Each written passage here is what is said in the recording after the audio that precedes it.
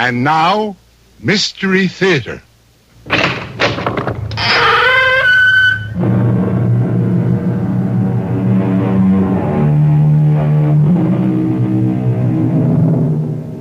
Come in. Welcome. I'm E.G. Marshall. As a teller of mysterious tales, I'm often asked, how much is fact and how much fiction? Almost as often, the answer is another question. Who really knows? And if I'm going to be asked about the story you're going to hear now, let the asker be forewarned. The answer will be that question. Who really knows? You may believe it's all fiction if you choose to, but I'd like to see you prove it.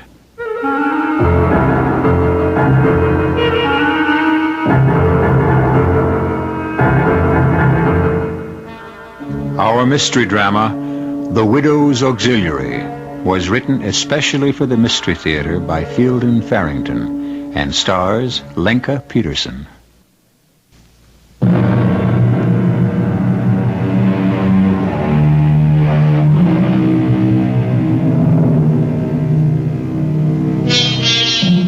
There are special days in everyone's life. Sad days, days of elation, ordeal, decision. In short, pivotal days. Carl Sims has awakened to such a day.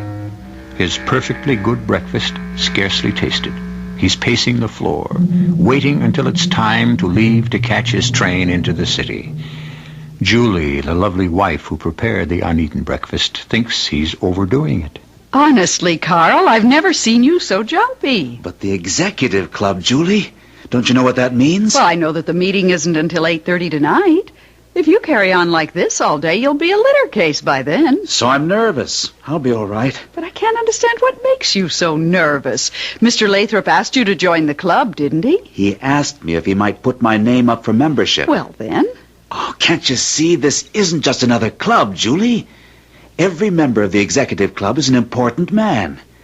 And if he isn't important when he joins, he gets important. I like you just the way you are. My boss, J.D. Mason, the president of Gotham Engineering, in case you've forgotten, is a member of the executive club. Can't you see what that means, Julie? What I can see is that you're going to miss your train if you don't take off. What? Oh, yes, I better go. I'll be home as early as I can. We'll want an early dinner, and... Yes, I'd better get going. How about a little kiss for luck? Oh, yeah. Don't forget, early dinner. Carl, you forgot your briefcase. I hope he remembers which train he's supposed to take.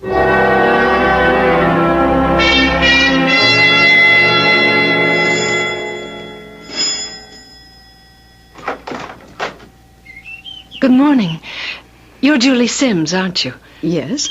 I'm Rose Lathrop. I hope you don't mind my barging in like this without any notice or anything. Oh, of course not. Come in. Thank you. I know it's outrageously early, but I wanted to be sure to catch you before you went out or something. It's perfectly all right. Won't you sit down? Are you Mrs. Alfred Lathrop? Your husband's the executive club man? That's right. Mrs. Sims, would you mind if I called you Julie? Of course not. And I'm Rose. Mm-hmm. Julie, how do you feel about your husband joining the executive club? Well, frankly, Rose, it doesn't make much difference to me one way or the other. If Carl wants it, I guess I'm glad. Well, I came here this morning to advise you as strongly as I can. Keep your husband out of the executive club.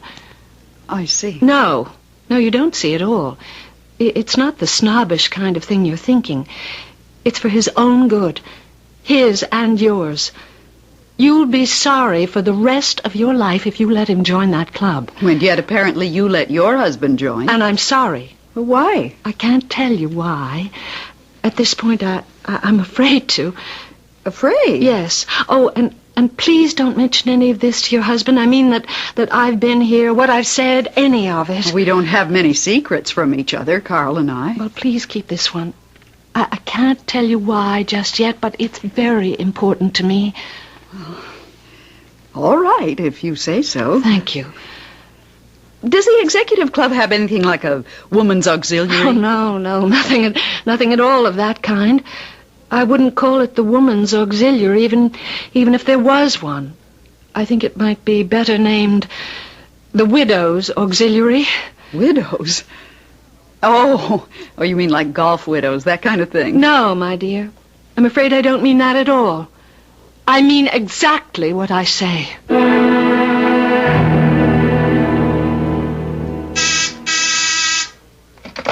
Yes, Clara, what is it? Mr. Lathrop is here to see you, Mr. Mason. Oh, all right, Clara. Send him in, please.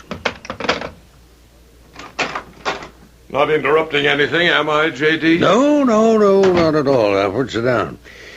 I've been wanting to talk to you anyway about our man Sims. Oh, Carl Sims, yes. Well, I'm putting him up for membership in the club tonight, you know. Yes, and you won't be sorry. I really think he'll work out well. Tractable. Knows how to handle himself. I think I'll put him in charge of Project Overlook if he passes muster tonight. Fine. I don't think there'll be any trouble about getting him in. It's mostly my recommendation, you know. Yes. Any news at all from upstairs? Myra 7? I don't think it's wise to use that name even here, though I'm sure you're not bugged. No, I have not been in touch with upstairs. Not for a couple of weeks now. Well, I'm just wondering what they think of our progress on Project Overlook. We've been working hard. His Excellency has been alerted that I'll be requesting an audience tonight. If there's time and if he seems, you know, in the right mood, I'll ask him. Yes. Well, don't push it. Tell him, if you want to, that I absolutely endorse Carl Sims. It might make a difference. I'll tell him if I get the chance. But he makes up his own mind. You know that. Oh, yes, as he should. As he should.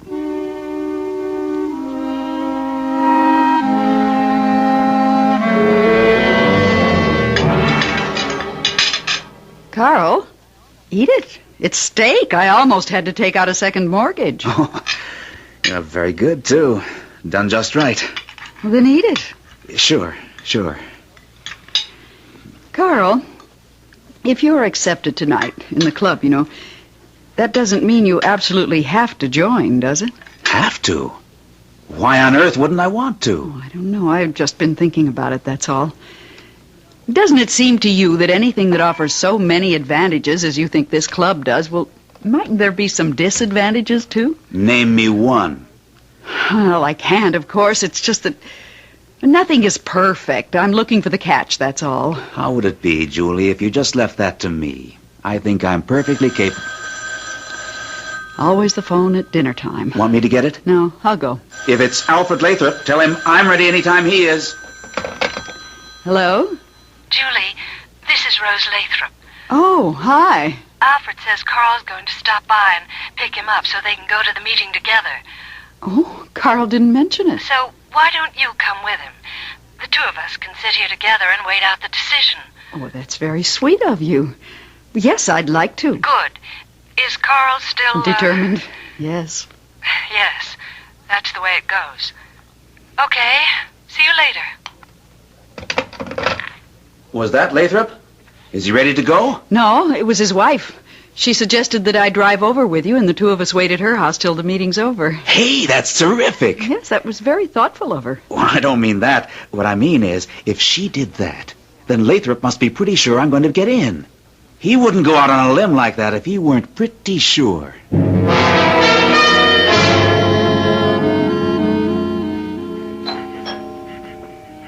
I can't remember. Have you ever met Mrs. Lathrop? Oh, I've seen her. Mr. Lathrop? No. Oh, just wanted to get it straight before... Good evening, Carl. Good evening. I'd like you to meet my wife, Julie, Mr. Lathrop. How do you do? Hello. Won't you step inside? Rose. Hello. I'm Rose Lathrop. Mr. and Mrs. Sims, Rose. How nice to meet you. Carl, how would you like to walk over to the club? It's only a few blocks. Sure, fine with me. It's a big thing with us at the club. Keep the body fit. It has a brain to serve. We won't be late, Rose. See you later, Julie. I'll call you as soon as I know anything. Okay, good luck. Good luck. Not a chance, Julie. He'll be accepted. You know, if you're going to keep on saying things like that, I think you ought to explain. Yes, you're right. And I will explain just as soon as we're absolutely sure Carl's joining the club.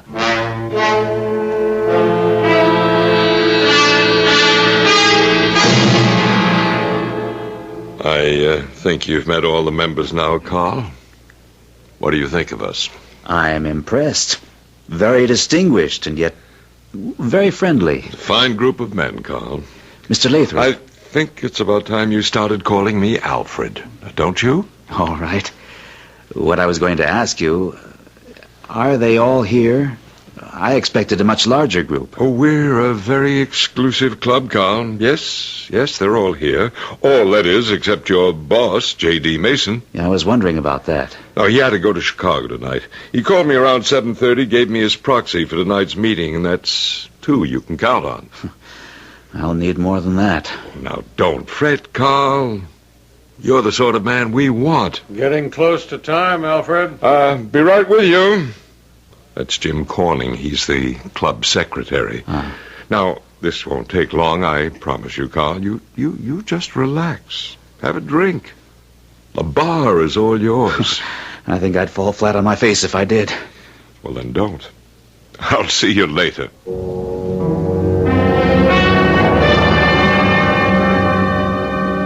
You know, I'm really taking a terrible chance with you, Julie. What do you mean? Well, I've done this twice before. I had this kind of talk with 2 other women when their husbands joined the club.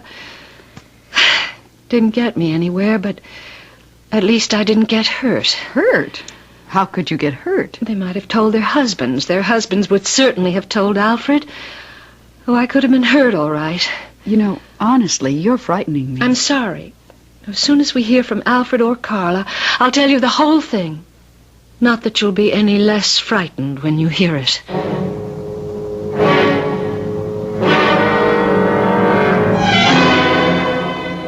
Has the equipment been checked out, Jim? All okay, Alfred.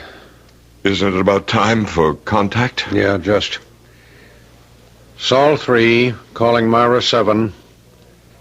Sol 3, calling Myra 7. Come in, Myra 7. Myra 7 here. You may proceed, Sol 3. Okay, Alfred. Remember, 3 seconds before you answer. I know. This is Earthling 4825D. Earth designation Alfred Lathrop. I request audience with His Excellency Algus 2J. Audience granted. Proceed. Your Excellency, I wish to place in nomination for enrollment in your service the Earthling locally designated Carl Sims.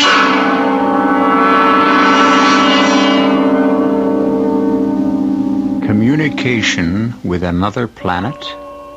Another planetary system altogether? From a scientific standpoint, it's not impossible. We can bounce messages off satellites and send them halfway round the Earth without distortion. What if we didn't bounce them off a satellite, just sent them on out? Wouldn't they simply continue on through space until they found a receiver? I shall return shortly with Act 2.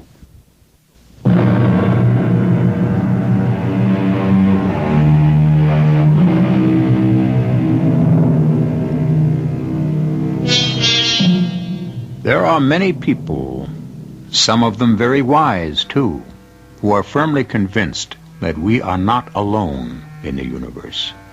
These wise men also believe that our intelligence is not necessarily unique. And there's logic in what they say. It's a very large universe to boast only one minor planet, which has been overrun by creatures who call themselves humans. Alfred Lathrop is engaged in a two-way radio conversation which seems to confirm these wise men. The Earthling, Carl Sims, is a young man with great potential for service to our cause. He will be, if he receives your approval, groomed for the presidency of the Gotham Engineering Corporation, which is dedicated to our purposes. He has the endorsement of Earthling 4164B, Earth designation J.D. Mason, who is now president and will soon become chairman of the board of Gotham. I personally guarantee the success of the Carl Sims conversion. Permission is granted to convert Earthling Carl Sims. His working designation will be 5129M. Get that down, Jim. Do not install entrant as Gotham president without approval here. This communication is at an end. All right, Jim. Let's go out to the common room. You give me a minute alone with Carl, and then we'll have a customary drink to celebrate and adjourn the meeting. First, don't you think we ought to set the time for the initiation? Oh, yes, you're quite right. I think tomorrow evening. Right. I have a feeling about this one, and I don't want to waste any time. Right. Tomorrow evening at 8:30. Congratulations, Carl. You're in. No kidding. I've been accepted? Unanimously, my boy. Let me shake your hand. You're one of us now. Wow. When, there's an initiation, isn't there? Oh, yes, of course. It'll be soon. Now, you hold yourself ready at any time. Well, now, come on in and have a drink with your new fellow members. Will it be all right if I just make a fast phone call to Julie first? I promised I would.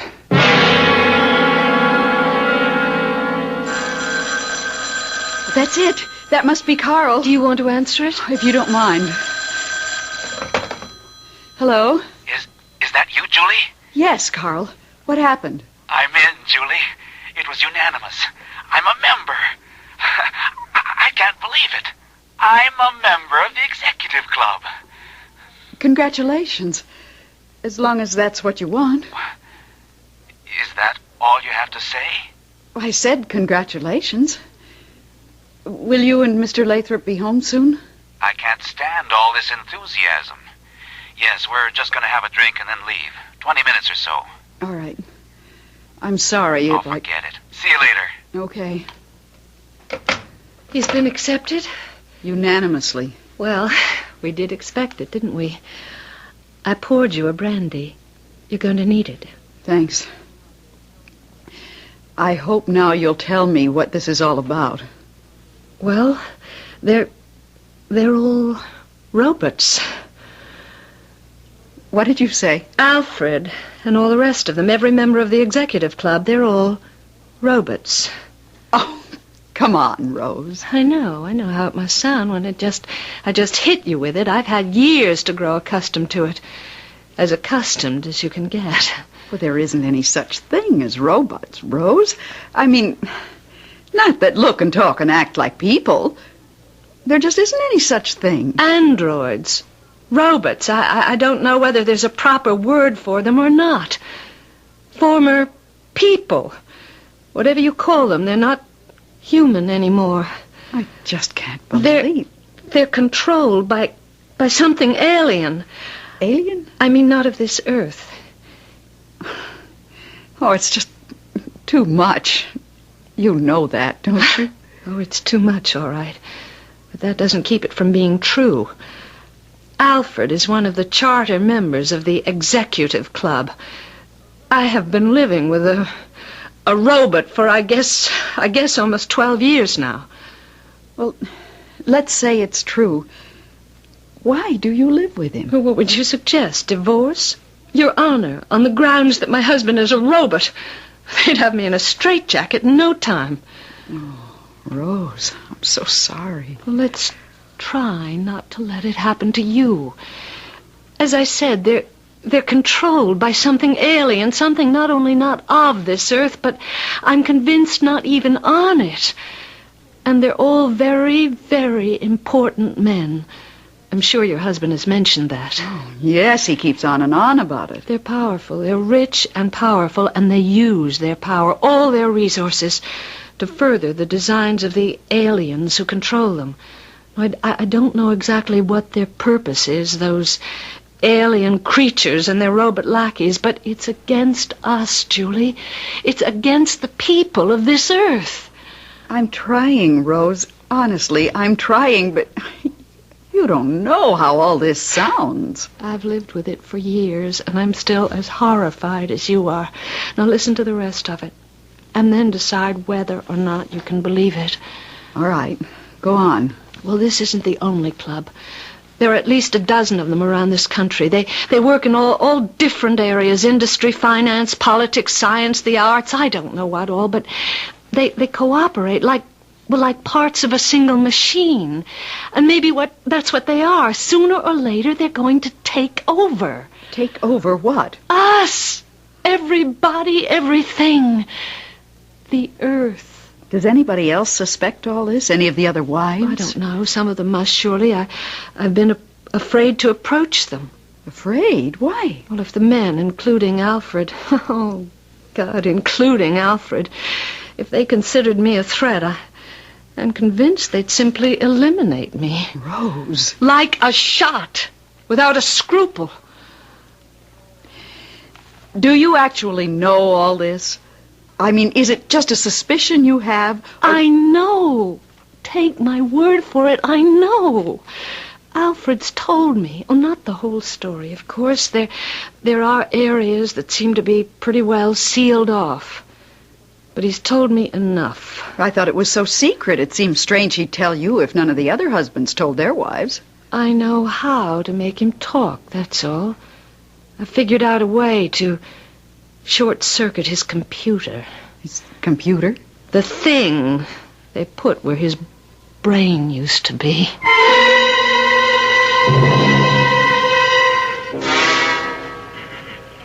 Beautiful evening. I'm glad we decided to walk. I feel...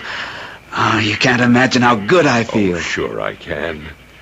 It's a wonderful thing for a young man becoming a member of the executive club. More wonderful even than you know, Carl. Oh, I do know. I really think I do. You won't really know until after the initiation. Do you have any idea when the initiation will be? Well, I know exactly, but you won't know until the day comes.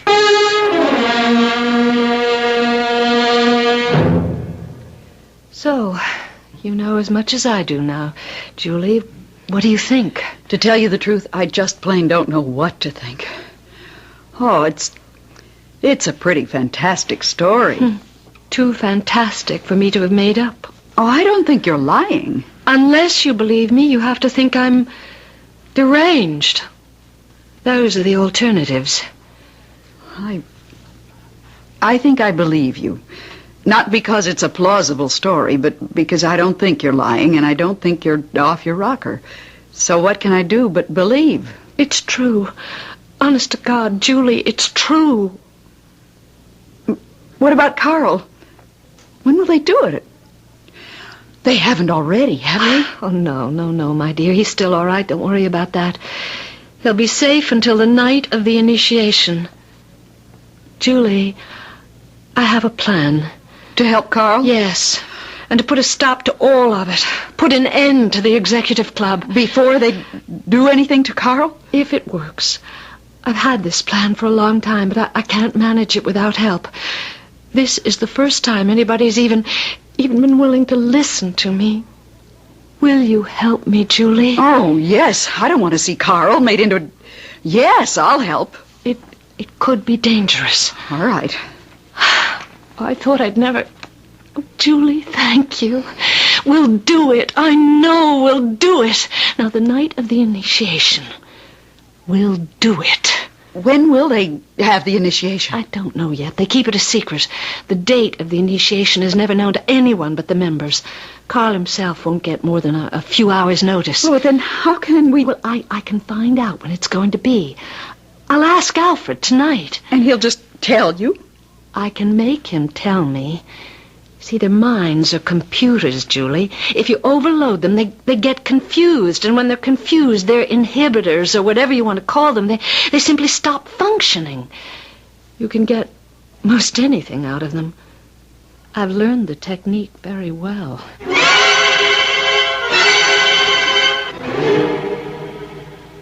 Alfred? Alfred? What? Are you awake? Yes, I am now. I brought you a glass of warm milk. You woke me up to give me a glass of warm milk? Well, what for? To help me sleep? Well, that's crazy. Well, you were tossing and turning and muttering and talking. Talking? In my sleep? Yes. What did I say? Oh, nothing anybody could understand, just mumbling and moaning and groaning. I just thought maybe a glass of warm milk would help you get some decent sleep. Well... And me too. Here, come on now, drink the milk before it gets cold. All right, thank you. Talking in my sleep. Muttering. Alfred, who all was at the meeting tonight? Well, you know, Carl Sims and the members, all but J.D. Mason. He couldn't... Did you remember to call the plumber about the kitchen drain today? The plumber?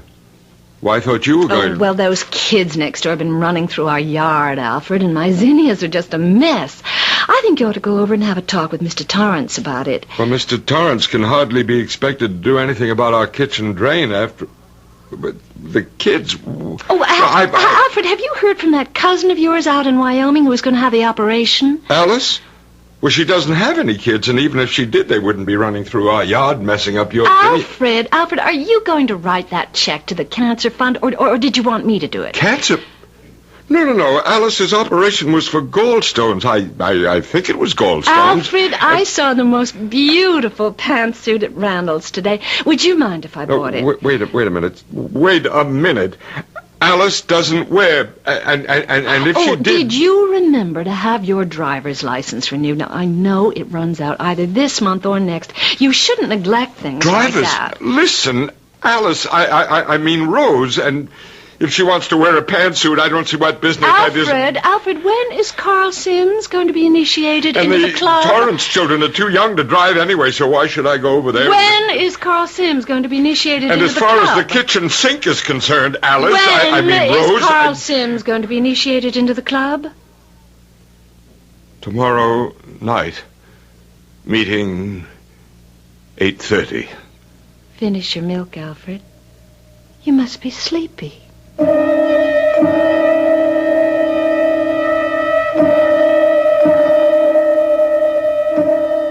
People with computers for brains.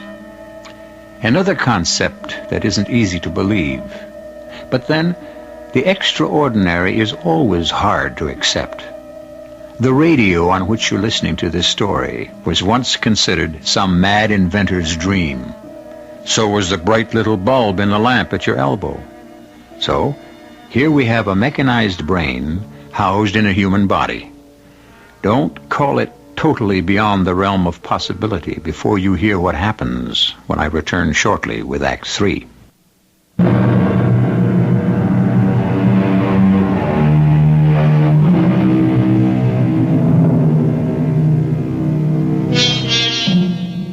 Aggression is not unusual in this world.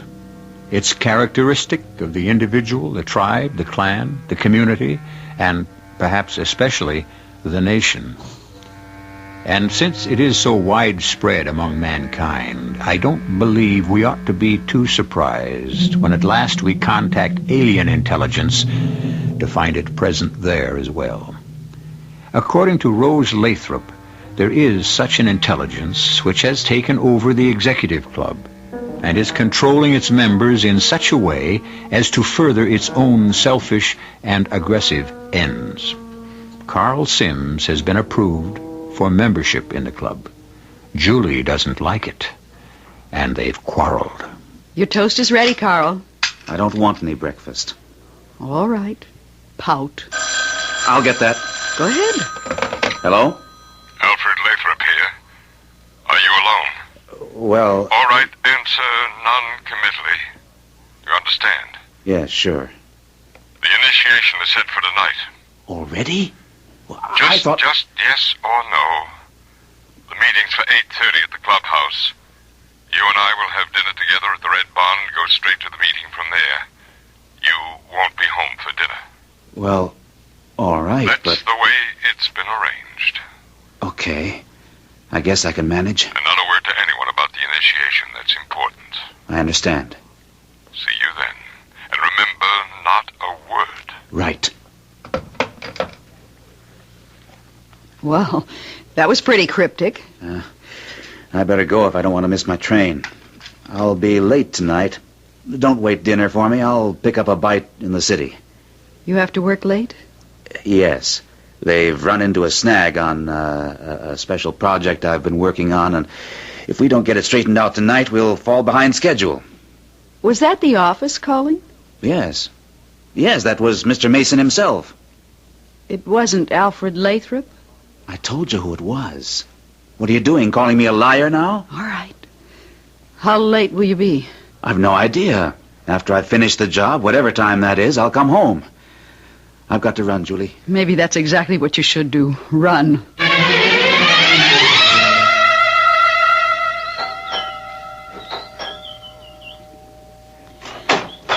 Oh, Julie, come in. Rose, Carl got a phone call just before he left for the office, and it was just a yes or no conversation from his end, and I think the initiation's going to be tonight. Yes, you're right. Sit down, Julie.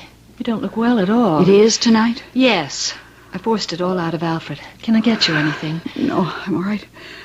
I'm scared, that's all. I'm scared to death. I think it's going to be all right. Now, he and Alfred will have dinner somewhere and then go to the meeting. What are we going to do? I told you. I have a plan. For tonight? Will it work tonight? As well as any other night. It's a very simple plan, really. The timing is pretty delicate, of course, but I'll take care of that. Here's what we have to do.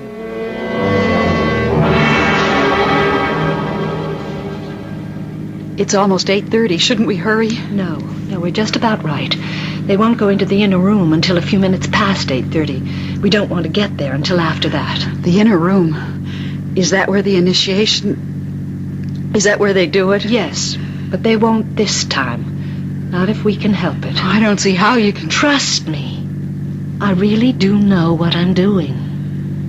It's surgery, you said. Yes. There's a Dr. Lane who's a member of the club, and I assume he performs the surgery, although I've never quite been able to get it out of Alfred. That part seems to be pretty thoroughly locked in. Dr. Lane? You've heard of him, probably. He's just about the best brain surgeon there is anywhere. And why shouldn't he be? He's programmed for it. I'm so scared. It's going to work, Julie. I know it's going to work. You don't really know, though, do you? There's a power switch somewhere. There has to be. If their brains, their computers are mechanical, and I know they are, then there's got to be a power source. And if you can turn power on, you can turn it off. It has to be that way. You've never asked Alfred? Oh, 1,000,000 times. They've really got that one sealed off. Well, then what makes you think you can get somebody else to tell you? Well, when they go into the inner room, they'll leave one man in the common room to guard the door. The Tyler, they call him. Isn't that sweet and old-fashioned? But if Alfred won't tell that you... Tyler, whoever it is tonight, has never experienced the kind of short-circuiting I'm going to hit him with. Now, I'm depending on the shock to break him all the way down. And if it doesn't? What have we got to lose?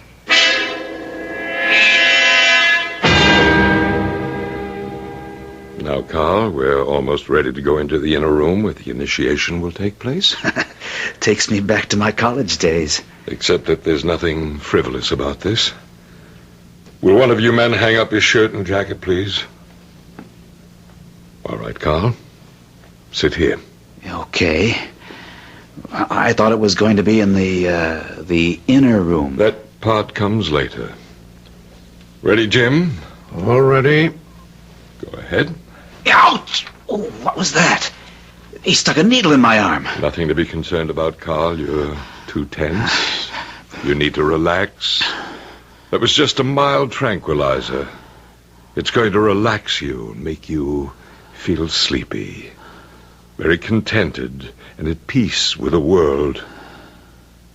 You are getting sleepy, aren't you? See? Your eyes are closing, and it feels so good just to rest and let the tension drain out of you and sleep. Rest and relax. Rest and sleep. Carl? Yes.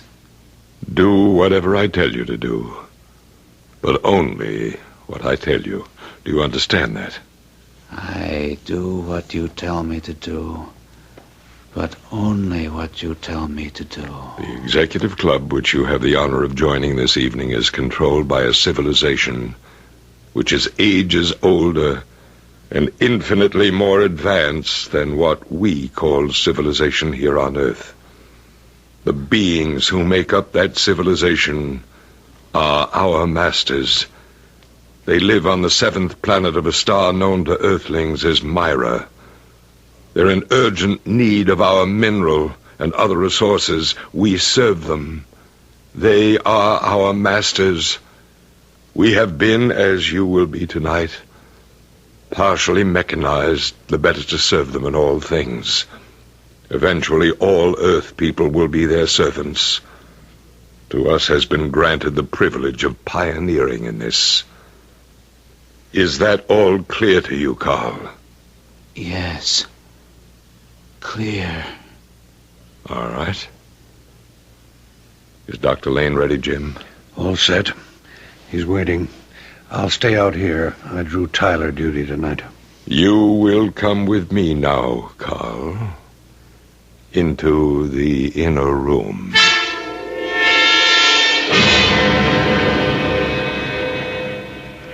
All right, Julie.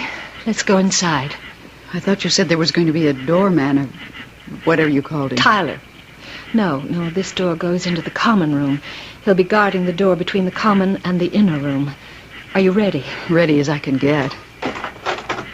Look, who's that? Oh, just us, Mr. It's Jim Corning, isn't it? Mrs. Lathrop? Well, you're not supposed to be in here, you know. Oh, this is Julie Sims.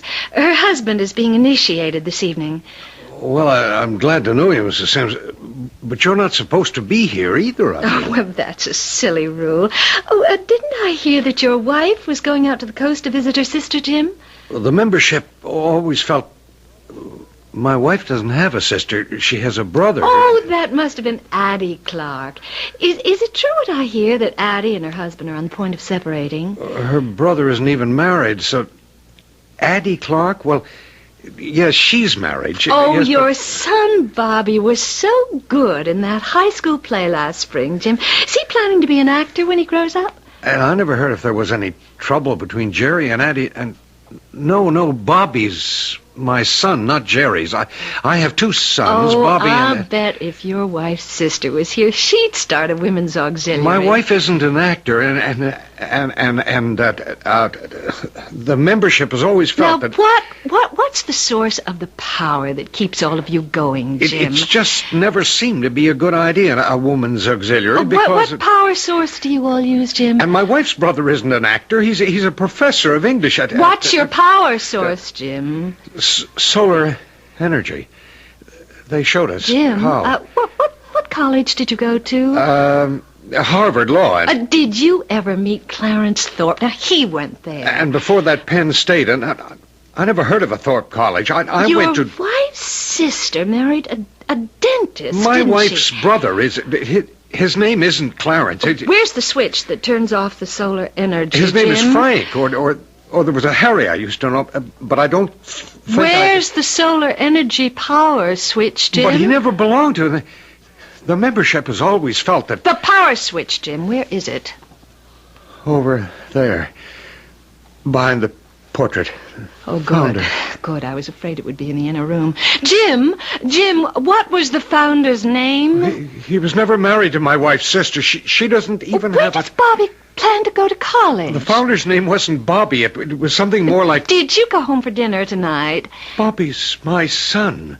He wouldn't be the founder because he's I'm only... going to get the combination, Julie. Now take it down. I think the founder was older, and anyway, the membership has always What's felt... the combination to the safe, Jim? And besides, Bobby's too young to join the club. You have What's to be... the combination, Jim? And my wife doesn't have a brother. I mean, a sister. Give me the combination, Jim. 36 right, 7 left, 18 right, 30 left. Got it, Julie. Yes. Open it. I've got such a headache. I'm sorry, Jim. How's it going, Julie? 18 right. 30 left. Oh, I've got it. It's open.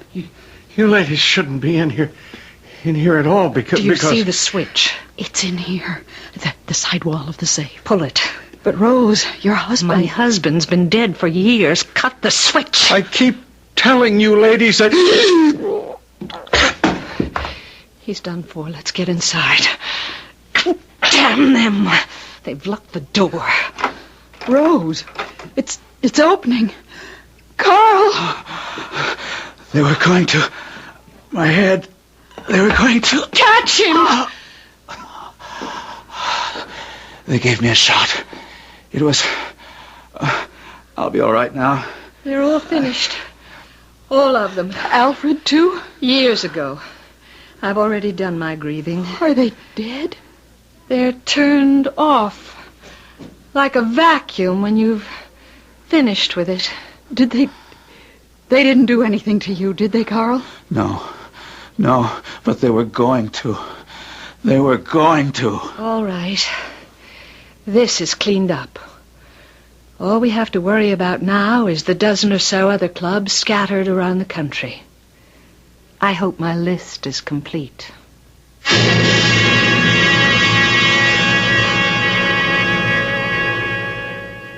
When you throw a switch and what appears to be a man collapses, you have to believe, don't you? The executive club is defunct due to a sudden shortage of members. But what about those other clubs? The one in Washington, for example. Wall Street. The Kremlin. Not a thing you like to dwell on, is it? I'll be back shortly.